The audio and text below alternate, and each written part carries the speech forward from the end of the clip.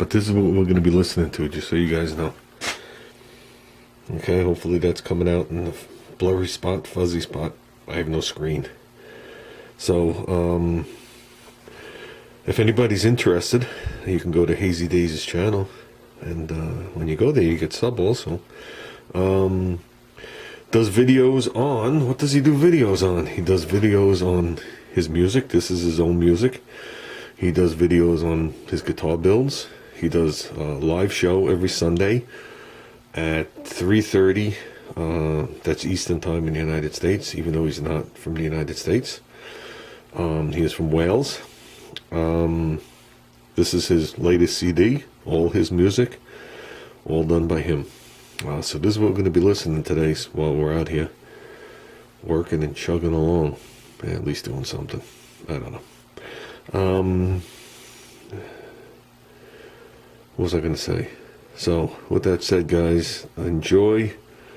And if anybody's interested in one of these CDs, you can contact them. And I'd be happy to sell you one. So, okie doke, guys. I'm out of here. Okay, guys, we're back out here. Listen to what we have on. Oh, yeah. I won't get copyrighted.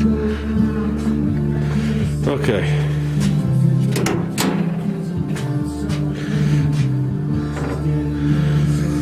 Now you can see how much shit and stuff is laying around this thing. It's been through a couple of years of work here. So, all this will clean up mint when we're done. See, we got no sill plates on, we have no trim on, obviously no door panels, and nothing's cleaned. Okay, Todd sent me a picture of his Eagle. This is an Eagle, kinda. Okay, they did some different things in the Eagle. He has a factory shifter, factory console coming up. His car's air conditioning. This has none of that. Okay, I have cubby holes. I know you guys can't see it, but I have cubby holes in the top, or cubby hole where the AC vents would be. I have no console whatsoever. We got the shifter, which doesn't have the cover on it at this point, but it will eventually. Okay, this is the Cheetah SCS shifter, one of the nicest ones made.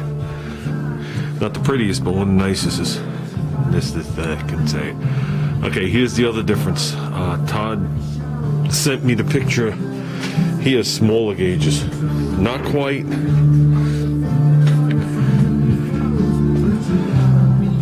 Not quite those. I think those are really small. But he's got the standard size gauges, so he was able to fit them in the factory area and hook his tack on the 8-pillar up here. So he's got a smaller tack. You guys gotta understand, that tack is big. That's why they call it the monster tack. That is the original one. The first one that ever came out. Whoop, hold on. Doing the best we can. At least we got good music, right? The tack is 5 inches. The gauges that we're running, okay, are big. These things are 2 5/8. I don't think people realize how big they are. There is no sneaking them anywhere. That's why I got the big 2 5/8 cups. Okay, people have mentioned, multiple people, Chris Liberty's one of them, but multiple people have mentioned, why don't I put them at 5 and, right, they say 5 and 7. 5 and 7 interferes with the key and the shifter. I refuse to take the shifter off. Okay, because the original look would have been like the tack in the center and the gauge on either side. Okay, I got a direct look at the gas gauge and the original temperature gauge. This does block the tack, the clock. We're not worried about that. Paint was mentioned to me. We'll talk about that. Okay, it would be nice to re-prep this wheel and just do the outer rim of it.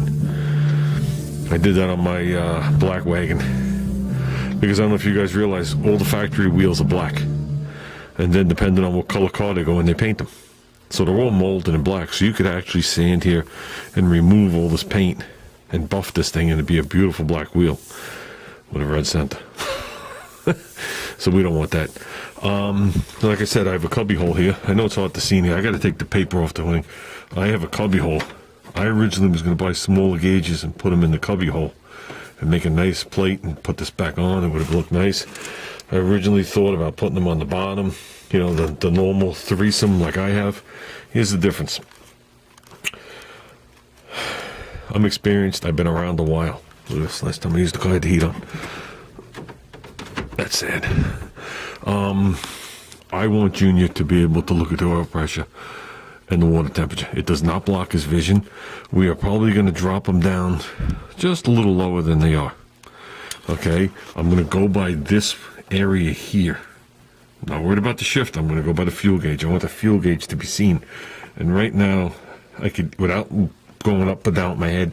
Now, obviously, you don't go from full to E in one ride. Okay? But I want him to be able to see the fuel gauge. No games on the fuel gauge.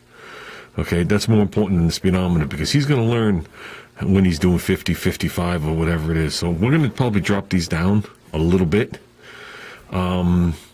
Regardless, it is a race car style setup. So we don't even have the 8 pillars on. So with that, you're going to see things. We are not going for the ultimate in resto rods or whatever. We're going for the way it was in the 70s. That's the way it was in the 70s. Actually, this is neater than it was in the 70s by a long shot. People's memories might have faded, but mine's clear enough to remember that this is much neater than a 70s car, unless it was sitting in the show area. They were never this clean. There was never any detail to the bottom of them at all, because the cars weren't that old. And they concentrated more on the paint. Well, here they concentrated more on the paint, the engine compartment, and how fast can it go. You know, street racing was big back then too. So, with that said, I got a couple of clamps. Okay, these are 4-inch clamps. I'm going to see what it's going to take to mount those gauges around this gauge. We're going to hook right here and go around it. Okay, so I'm sure the clamp has to be shortened, so I just picked up a couple of them. If they're way too big, which I don't think they're gonna be, they're threaded pretty far. If they turn out to be too big, then we'll look at the next size small. So this thing isn't playing continuous. So we'll put on some Hazy Days and we'll hit all the speakers.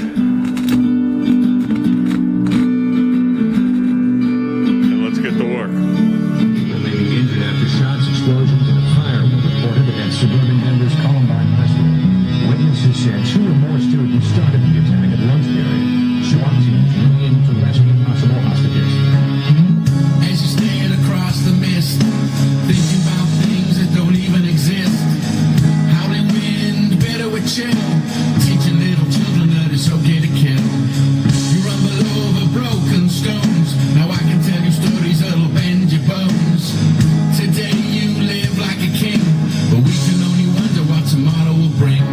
Well, we're back on the air now with another update for you on the Columbine High School shooting in Littleton, Colorado, just southwest of Denver. A still developing situation and one that looks like it's not going to be over anytime soon. Is there really such thing as happiness, or do you keep it to yourself and the people you bless? Let's take a look.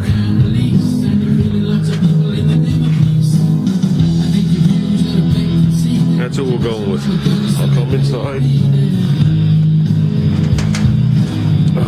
Man, this thing is so dusty, it looks like it's faded. Okay. I don't want to put them any higher than this, because then I can't run the stuff into the dash area and then down. It'll be on top of the dashboard, so that's a no. So they had to come down a little. They could actually still come up a little. We'll fine tune it, and I'll tell you why. Okay, we're going to be good. We're going to find a nice neutral area to run everything down, and I'll probably just bring it right under here where the hood release used to be. We're going to get rid of the hood release and go under the dash, right through this area. So we'll just bring a trunk coming down. We'll trunk all the wires and then trunk the 2 tubes coming down. And I think that would look decent. You're not trying to hide it 100%. So,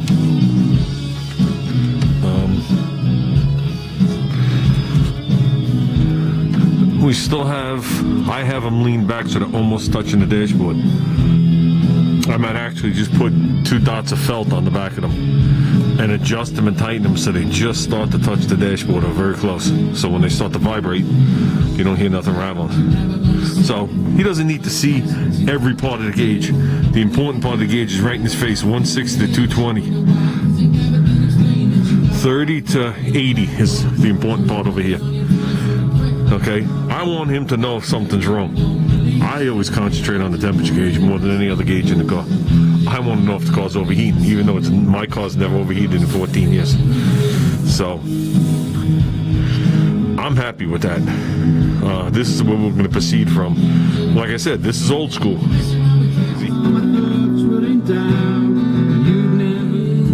Okay, guys. I just grabbed a bunch of crap out of here. I know you guys can't tell and threw it out. The mirrors that were on here, all the garbage is gone. See, it looked quick. I thought that was a chip. It's just garbage. So now I just have some screws sitting there. We're getting there. Oh, I also neatened up all the wiring on the MSD and laid it in there, which will not be good in the tunnel. But at least now I can move it. It used to have that's neatened up for now, and it used to have a cushion on it. That's gone. So now we'll just lay it in here for now. We'll find a spot, probably somewhere on the passenger side. We'll stick it. This I have to do. Well, I'm going to have my head under the dash, so I'm going to bring this to work. How important is the paint? It